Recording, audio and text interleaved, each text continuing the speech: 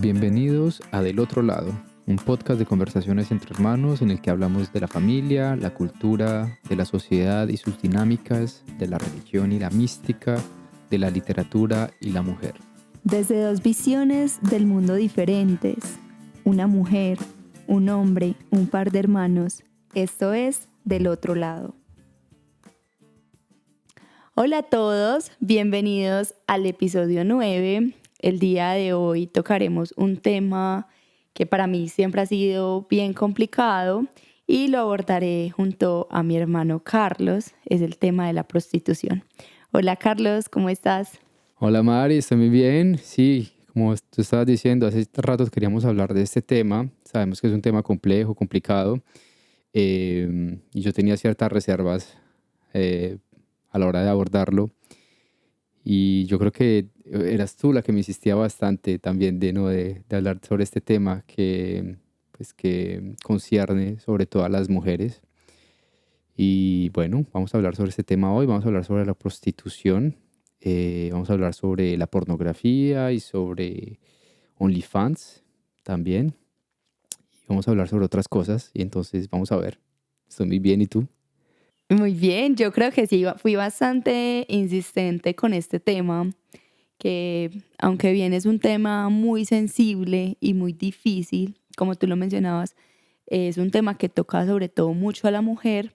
Creo que es importante hablarlo porque es una problemática que tenemos en todas las sociedades, no solo en nuestro país, pero digamos que en nuestro país es un caso pues bien fuerte. Me gustaría precisamente empezar a hablar de que hay más mujeres ejerciendo la prostitución que hombres según cifras y que por lo general cuando pensamos en la prostitución pensamos más en las mujeres.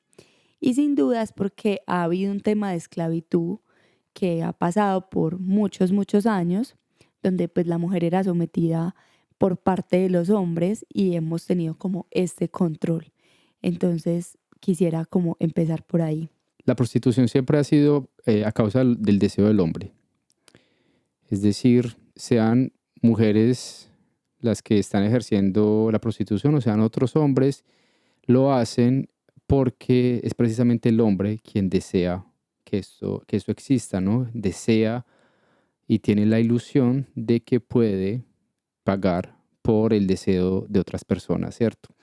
Y esta fantasía es bastante masculina, me parece a mí. Esta fantasía de creer que pagando se puede comprar el deseo de otra persona. Y entonces, pues como la mayoría de hombres son heterosexuales, han sido las mujeres las primeras víctimas, digamos, de sometimiento sexual. Y como tú le decías, es un control, es una forma de control. Y yo creo que después, cuando entremos como en la parte del deseo, podemos hablar de esas, pues de esas dinámicas del control y del sometimiento. Pero sí, yo creo que es el deseo del hombre que hace que exista la prostitución, tanto pues de hombres y de mujeres. Los hombres que se prostituyen también se prostituyen para otros hombres en la gran mayoría de casos y no para mujeres. Sí, totalmente. Y digamos que es un tema, como decíamos ahorita, sensible y es muy mal visto por nuestra sociedad, pero deberíamos de pensar si fuesen más los hombres que se prostituyeran, digamos que veríamos la prostitución como algo diferente. Yo creo que es que ni siquiera se podría considerar. Es decir, es un caso hipotético y es precisamente hipotético porque realmente es impensable y no creo que sea realizable. Y no realizable porque estamos hablando, y tú lo mencionaste, del control.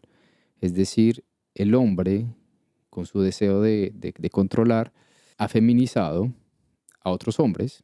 Se hacen en las guerras, por ejemplo, hay una cuestión de la feminización y después de la violación, ¿cierto? Entonces yo creo que la violación, la prostitución, las guerras, todo responde a una lógica masculina y no es una lógica femenina realmente. Y entonces yo creo que es imposible pensar un escenario en el que la mayoría de los hombres estuviesen prostituidos, ¿no? Porque eso sería prácticamente ser sometidos y precisamente ser femeninos. Y yo creo que es lo contrario, ¿no? Del pensamiento masculino. Sí, además que está ahí también el tema del ego. Yo quiero que nos devolvamos también un poquito como a esa palabra que yo mencionaba y es que ha habido casos de esclavitud a lo largo de los años, pero yo siento que esa esclavitud de alguna forma se sigue viviendo hoy en día. O sea, las mujeres que se prostituyen pues son violadas, vienen de contextos socioeconómicos difíciles. Y acá me quiero detener un poco porque yo me ponía a pensar en casos de amigas cercanas que ejercieron la prostitución y muchas me contaban como de cuándo iniciaron y sucedían apartamentos. O sea, muchas personas, digamos como que tienen un jefe o una jefa a la que le tenían que pagar como cierto dinero diariamente, pero esto implicaba que tenían que trabajar por horas y horas y horas. ¿Tú consideras que esto es una forma también como de ser esclavo? Yo creo que las mujeres que entran, la gran mayoría de mujeres que entran a la prostitución, entran por condiciones, porque ciertas condiciones se reunieron y, y se dieron para que esta mujer estuviera ejerciendo la prostitución, ¿cierto? Es decir, yo no pienso que esto haga parte del proyecto de vida de una mujer cuando está creciendo. Es decir, no creo que una adolescente o una joven, una niña, cuando esté creciendo, piense que realmente lo que vino a hacer al mundo es a prostituirse. Y entonces es más una situación a la que se llega. Y como tú le mencionabas, la gran parte de mujeres que ejercen la prostitución, digamos en los burdeles o en las calles, llegan a esa situación porque ya están en una situación vulnerable. O son inmigrantes, como es el caso de las venezolanas en Colombia, por ejemplo, hoy, o son personas que están atravesando por situaciones económicas muy difíciles o porque vienen con otros traumas también por detrás y piensan y se reúnen las condiciones y entonces las mujeres empiezan a ejercer esta prostitución. Eso por una parte. Y lo que tú mencionabas de la esclavitud, hay mujeres esclavas sexuales, ¿cierto? Y con esto estoy diciendo, hay trata de personas, hay trata de jóvenes y de niñas, y pues eso es conocido. Los carteles y las grandes mafias, así como trafican con droga, trafican con mujeres, ¿cierto? Y con mujeres y con niñas. Y entonces estas mujeres están, sí, secuestradas, sometidas, esclavizadas y sirven a un proxeneta o a una proxeneta, ¿cierto?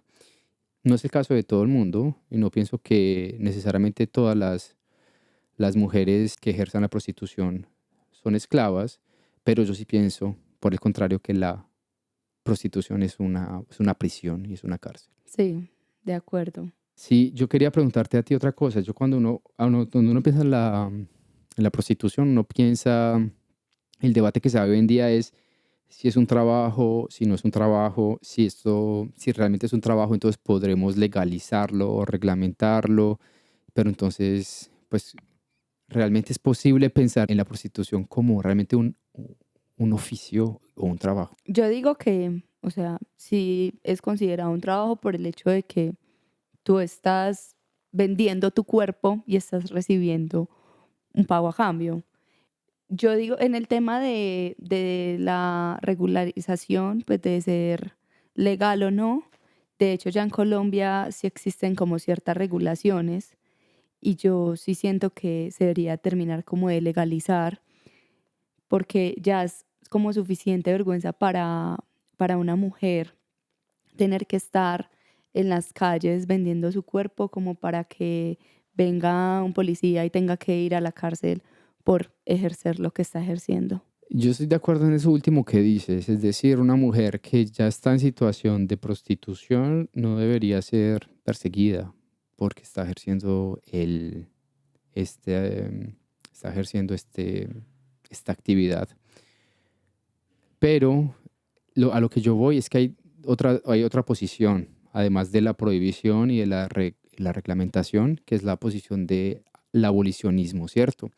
Los abolicionistas de la prostitución dicen que lo que tiene que perseguirse es las condiciones, todas las condiciones que llevan a una mujer a entrar a esta situación. Es decir, no perseguir a la prostituta porque ejerce la prostitución, sino perseguir a todo el sistema que condiciona o que permite, que genera las condiciones para que una mujer entre a la prostitución. Y esto significa, pues, los proxenetas, los burdeles, los clientes, ¿cierto? Y la visión abolicionista lo que considera es que estas mujeres, la gran mayoría, son precisamente víctimas y están viviendo y están atravesando por una situación que es traumática. Entonces, ¿qué pasa? Cuando yo pienso en la reglamentación de la prostitución, es que inmediatamente casi como que se le pone a uno una cuestión moral, ¿cierto? Porque si vamos a reglamentar la prostitución, es decir, si la prostitución deja de ser un oficio informal y lo queremos volver formal, es decir, aparte de que las mujeres están en situación de prostitución, queremos que paguen impuestos. Eh, entonces, por ejemplo, ¿qué pasa con, digamos, la licencia para las mujeres, para las prostitutas que estén, por ejemplo, menstruando, en los días que están menstruando? Entonces, ¿qué pasaría con esos? Legalmente, ¿cómo se podría ver eso? ¿O quién las aseguraría? O sea, ¿quién aseguraría realmente a una prostituta cuando están en riesgo permanente de que las asesinen, de que traigan enfermedades de transmisión sexual, de que las maltraten, de que las violen? Porque a una prostituta también la pueden violar, ¿cierto? Si una prostituta se niega a tener sexo con una persona, entonces pues que la pueden despedir simplemente porque se negó a tener sexo con un cliente. Y uno se pone a pensar, es casi que absurdo pensar en una regularización. No, porque es que hay una regularización hoy en día. O sea, la regularización hoy en día, como yo tengo entendido que funciona en Colombia, es que, o sea, digamos que es legal siempre y cuando tú seas como mayor de edad y lo estés haciendo por tu propia voluntad. Esa es la regularización. Yo creo que hasta ahí está ok. Pero ya lo que tú dices como de legalizarlo completamente y tener que ver todo lo que esto lleva consigo es la parte compleja del caso. Además que yo creo que en un país como Colombia no, no se va a legalizar de la forma que se tiene que legalizar y no van a darle como todos estos derechos a la prostituta. Exactamente. Más allá de que se los den o no se los den, es absurdo y es casi que entra uno en un conflicto moral inmediatamente cuando piensa en las condiciones para que esto sea reglamentado, ¿cierto? Entra uno en un conflicto moral necesariamente y ese es mi punto.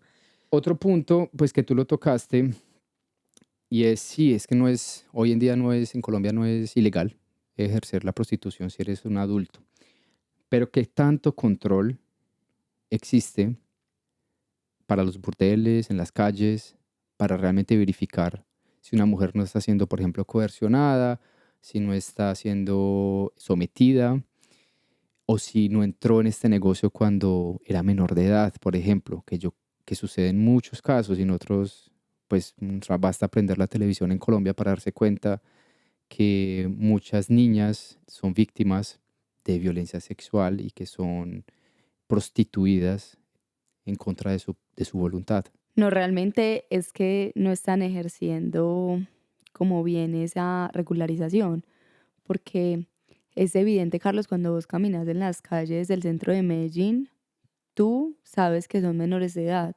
cuando tú pasas por ahí, pero pues realmente a la policía del Estado, pues no sé, no creo que no les importa lo suficiente y no es un tema al que le den mucha, pues desde lo que yo veo, que le den mucho foco y mucha prioridad. Sí, estoy de acuerdo. Y entonces es complicado, ¿no? Porque entonces las mujeres de alguna parte entraron, la mayoría, como digo, en esa situación de prostitución porque las condiciones así lo permitieron.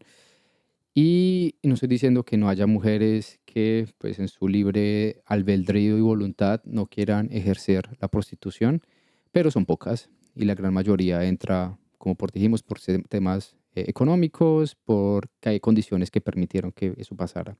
Y aparte de eso están, como dijimos, en riesgo de violencia, en riesgos de contracción de enfermedades, en marginalización, son violentadas, son violadas, son asesinadas.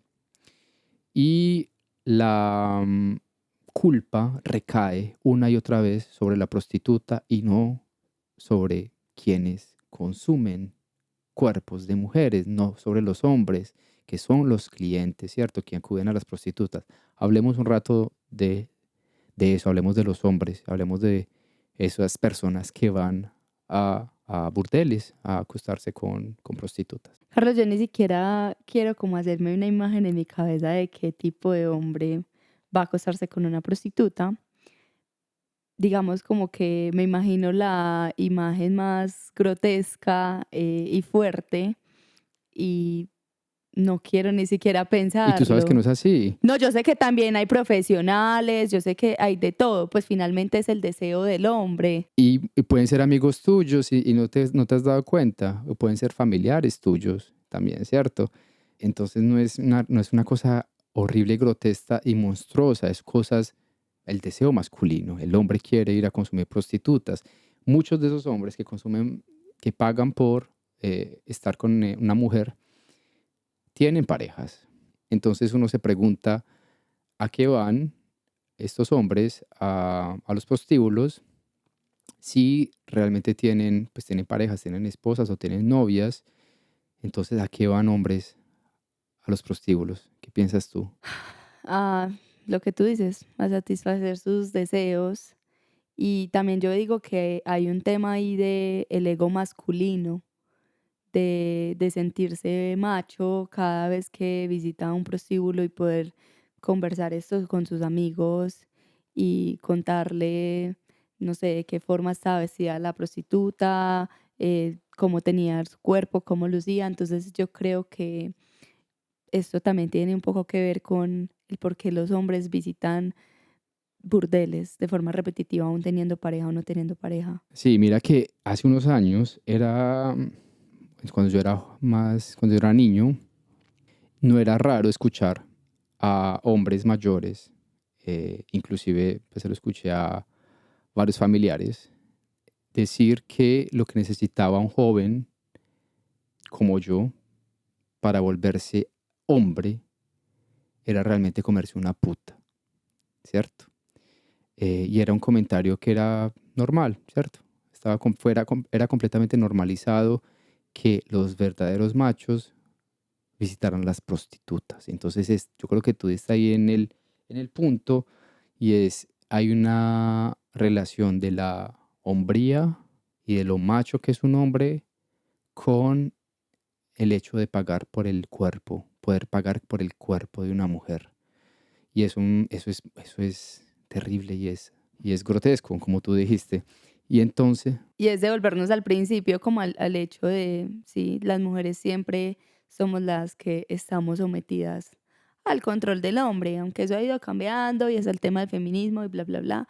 Es como que el tema del patriarcado y del control que se ejerce hacia la mujer es constante y yo creo que eso nunca se va a acabar. exacto, entonces mira, ahí está lo de volverse macho y hacerse macho y también está del otro lado el fetiche, ¿cierto? Un hombre va donde una prostituta pues porque quizás con su mujer o su esposa no pueda realizar o cumplir todas sus fantasías sexuales.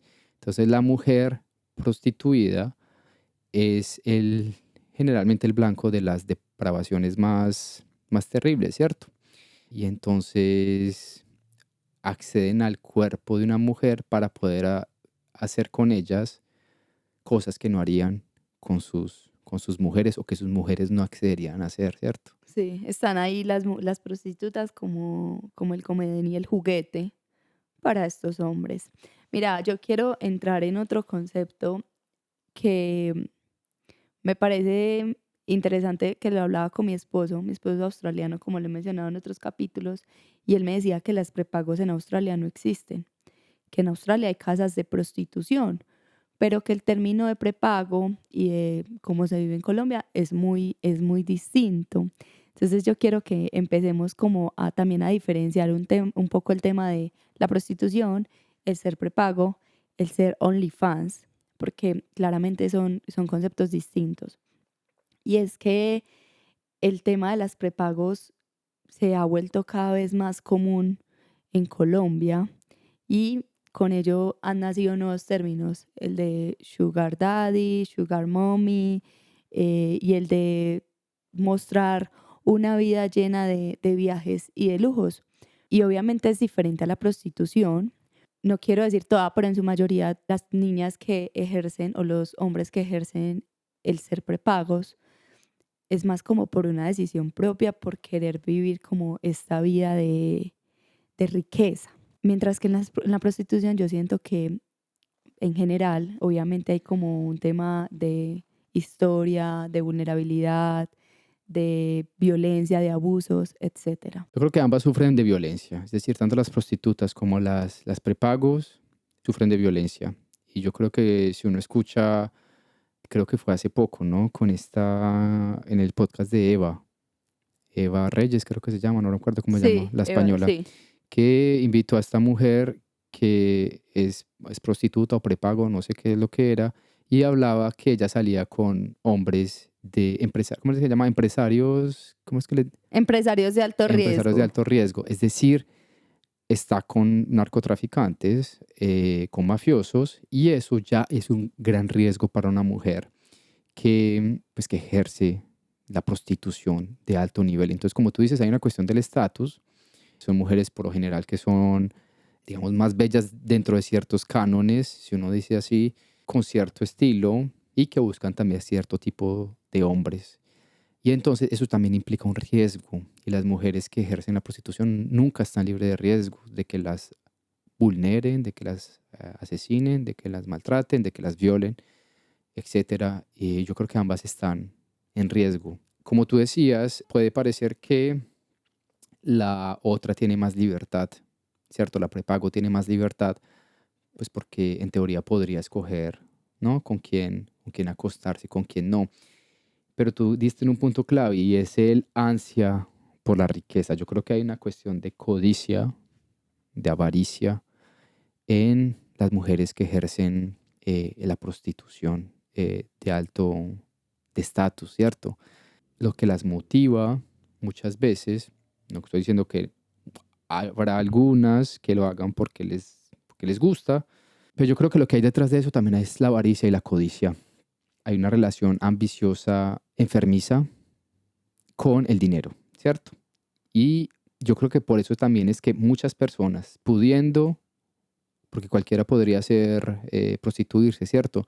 Y lo que separa a una persona que decide prostituirse con una que no decide prostituirse, yo creo que siempre es el aspecto moral, más allá que cualquier otra cosa. Entonces, ser capaz de vender su cuerpo por dinero implica por detrás una reflexión moral y una renuncia a cierta moralidad, ¿cierto? Me encanta que lo hayas dicho desde el tema de la moral, porque justo tengo el ejemplo preciso para eso, y es que una amiga me preguntaba, estábamos hablando del tema de las prepagos, la prostitución y lo normalizado que está sobre todo el hecho de ser prepago.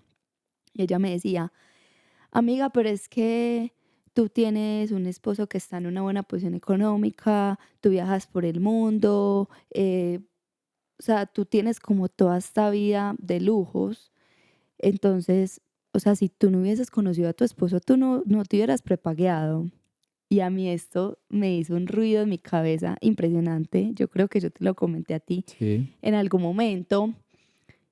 Y tú dijiste la palabra clave, es un tema de la moral, pero sobre todo yo creo que es el tema de educación y de tu círculo, o sea, las personas que tienes a tu alrededor, de lo que te inspiran, de lo que te motivan a hacer. Nosotros pues crecimos, digamos que bajo muy buenas condiciones, pero aún así crecimos en un barrio popular. Yo pude haber accedido a eso, ustedes hubieran podido acceder a ser dealers, a hacer otro tipo de negocios, pero digamos que por la educación y por el tema moral y ético, pues optamos por hacer otras cosas distintas con nuestra vida. Y no es juzgar a quienes lo hacen, porque de nuevo, sé que hay contextos vulnerables, sé que hay un tema de donde las violan, donde nacen bajo familias que tienen temas de drogadicción y demás, pero a mí sí me hace mucho ruido el a veces normalizar las cosas. ¿Por qué? La chica que tú comentabas ahorita del podcast, la hija de ella con tan solo 18 años hizo un video también invitando a otras jóvenes a descargar aplicaciones para conocer viejos y señores bueno, personas en general, donde no tenían que hacer absolutamente nada. Pues ella fue como enfática en, ay, no, descarguen esta aplicación y no tienen que hacer nada, pero les van a pagar. Y es como, ¿qué hay detrás de todo esto? Porque seguimos como que pasando esto por alto en nuestra sociedad. Sí, hay todo un tema de mercado del cuerpo de la mujer. Yo creo que una persona ingenua, joven, puede caer fácilmente en la tentación de, de pensar que, pues, que no importa lo que hagas y que lo único importante es el dinero, ¿cierto? Y entonces, si uno entra a esa lógica, pues cualquier negocio, uno podría hacerse rico con negocios que son inmorales. Y la mayoría optamos no por hacerlo, no, por no hacer eso, pues porque moralmente no seríamos capaces. Y esto no, como tú dijiste, no es una crítica a la mujer que ejerza pues, la prostitución o que sea prepago. Precisamente las mujeres que están en esta situación son víctimas, terminan siendo víctimas también de hombres peligrosos y hombres que son posesivos y que creen que pueden tener el control de una mujer porque están pagando por su cuerpo. Y se les olvida que pues uno puede pagar por un cuerpo, pero uno no puede pagar por el deseo de alguien. Uno no puede obligar a nadie a desearlo a uno. Y yo creo que esa es la fantasía y esa es también la frustración de muchos hombres, que aunque puedan pagar por acceder al cuerpo de una mujer, pues no pueden pagar porque esa mujer los desee. Y eso es muy diferente. Entonces, no, para ningún momento es una crítica a ninguna mujer que ejerza la prostitución o que sea prepago. Todo lo contrario. Pero las cosas son lo que son, ¿cierto? Y hay que desprenderse de ciertas ideas morales para poder ejercer la prostitución. Y es lo único que y eso es lo que estamos diciendo. Totalmente. Y con el tema de las prepagos también yo quiero decir que los influencers y los medios de comunicación tienen un papel fundamental o en educar o en promover, que es lo que muchos hacen, esta visión de ser prepago hoy en día o de la prostitución. Exacto. Hablemos ahorita que tú mencionaste sobre el tema de las OnlyFans, las webcams, como toda la creación de contenido para adultos, ¿no? Que se le llama así hoy en día. ¿Cómo crees que eso es diferente a la prostitución, al ejercicio de la prostitución? Pues mira, es que cuando tú piensas en una OnlyFans, piensas en una foto desnuda o videos o de quizás las que pues una persona accede. Entonces digamos que no está obteniendo como el cuerpo, sino una imagen de la persona. Entonces ahí es distinto. De nuevo, también con el tema de los Only, viene el tema del estatus, de que sabemos que la mayoría de las personas que ejercen OnlyFans pues les va súper bien y hay un tema, una retribución económica mucho más grande y pues que por lo general obviamente no son obligados, que cada uno como que tiene el control, el poder y la decisión de hacer esto. Entonces pues obviamente no van a ser abusados sexualmente, no van a haber otras cosas que se ven dentro del el tema de la prostitución. Sí, exactamente. Pues es pornografía, es venta de la imagen, como tú dijiste, y es la creación pues, de contenido pornográfico. Y es diferente la situación generalmente de una mujer o un hombre que tenga OnlyFans, pues porque primero puede hacer el contenido que quiera, decide de alguna manera sobre lo que quiere presentar y cómo quiere presentarse. Puede estar solo, puede estar acompañado. Y si está acompañado, pues piensa uno que pues esa persona decidió hacer ese contenido con esa persona y que no está siendo coercionada y sobre todo que no está siendo vulnerada ni violentada. Puede suceder, pero por lo general no es así, ¿cierto? Entonces ya son dos cosas completamente diferentes, ¿cierto? Uno es la pornografía, el contenido pornográfico que se genera, que se vende, y aparte porque mira que este contenido pues se está multiplicando. Muchas personas van a consumir una misma pieza de contenido cuando la prostituta pues necesita para hacer su dinero, necesita acostarse con un número de clientes y no puede multiplicarlos simplemente. Y entonces son dos lógicas muy diferentes. Pues no creo que se le pueda llamar necesariamente prostitución, pues eso es pornografía. Yo quiero ir finalizando y acá yo creo que le damos como pie a otro episodio y es el rol de la educación para abrir otras oportunidades de vida, porque digamos que eso es lo que a mí me genera un poco de angustia con el tema de ser only, prepago, prostituta, es el tema de volvernos profesionales. Y hoy en día a una niña a los 14, 15, 16 años, pues les venden como muy fácil esta idea de el dinero fácil, que no es, para mí no es nada fácil, para ejercer alguno de estos roles. Creo que la educación es el camino. Sí, es muy importante obviamente la educación y idealmente pues todo el mundo debería poder acceder a una buena educación, pero sabemos que las condiciones nunca pues no van a ser, no nunca, esperemos que algún día puedan serlo, pero no lo son. Hay personas que viven en condiciones muy, muy difíciles y que la prostitución será una situación a la que lleguen desafortunadamente muchas mujeres y niñas en los próximos años. Dejando como hablado el tema más de la prostitución, yo me refería más como al tema de ser prepago, digamos como de respecto a la educación, como de mostrarnos esta facilidad de vender tu imagen en internet y pues recibir dinero a cambio y pues ya cuando tú empiezas a recibir dinero es muy difícil que quieras como estudiar y hacer otras cosas con tu vida. Entonces digamos que para mí ese es como el verdadero debate.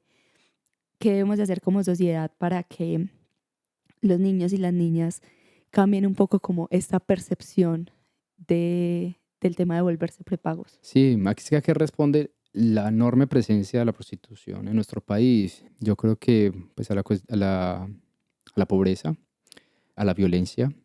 Vivimos en un país que ha sido violento, que tiene una historia de violencia importante. Muchas personas han sido desplazadas de sus lugares de origen y esto ha hecho que cuando lleguen a otras ciudades, pues se encuentren en desprovistas casi que completamente. Totalmente, el caso de Provenza en Medellín, que es lleno de prostitución y vemos muchos jóvenes y muchas personas de otros países. Exacto, y mira que está ligado también, la prostitución generalmente está ligado a otras actividades que pueden ser peligrosas, ¿no? Pues como el tráfico de drogas y pues, las fiestas en general.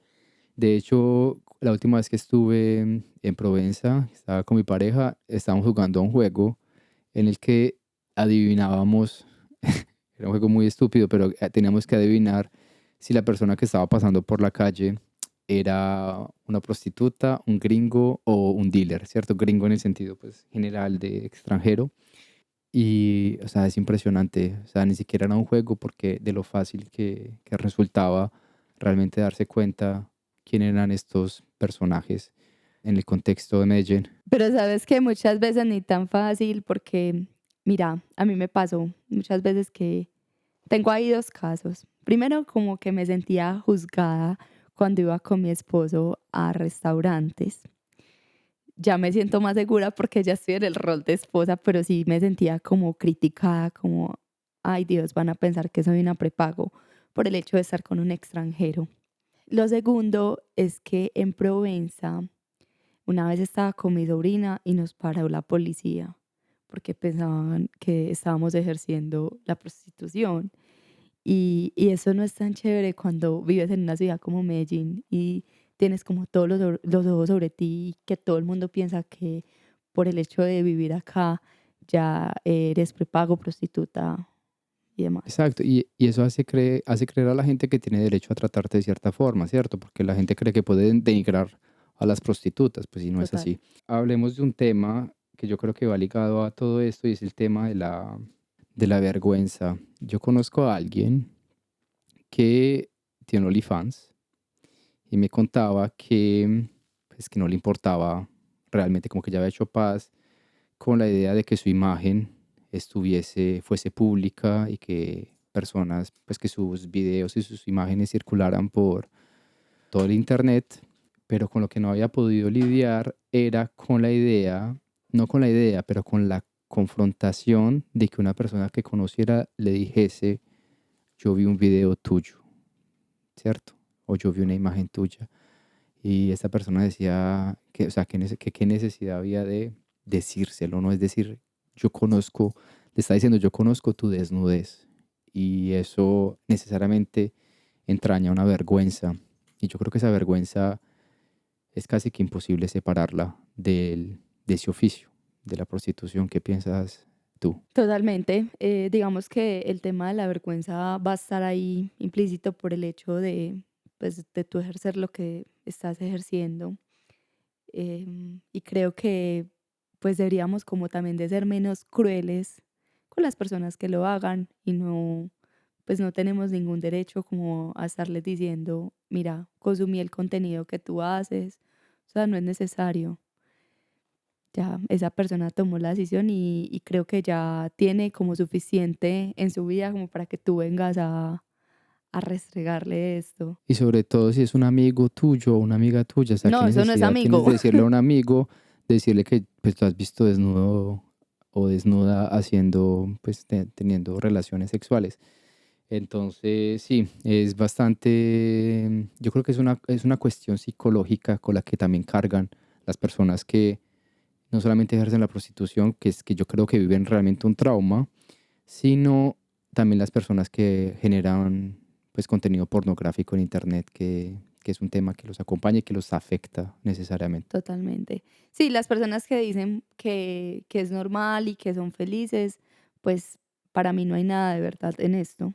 Lo tengo que decir abiertamente porque evidentemente hay vacíos que pues se están llenando de esta forma. Sí, y al final, pues si uno consigue riqueza, si uno consigue estatus, si uno puede viajar, pues yo creo que pues lo dicen todas las personas que han conseguido riquezas, estatus y pueden viajar, que eso realmente no es la felicidad.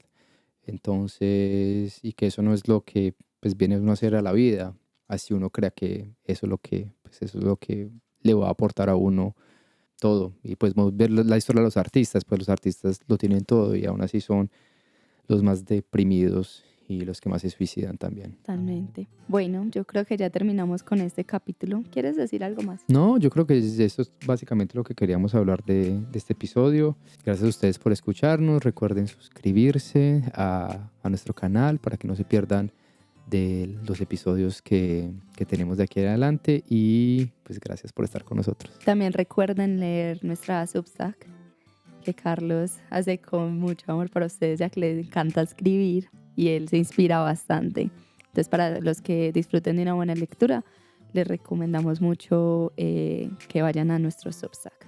Gracias por escucharnos. Chao.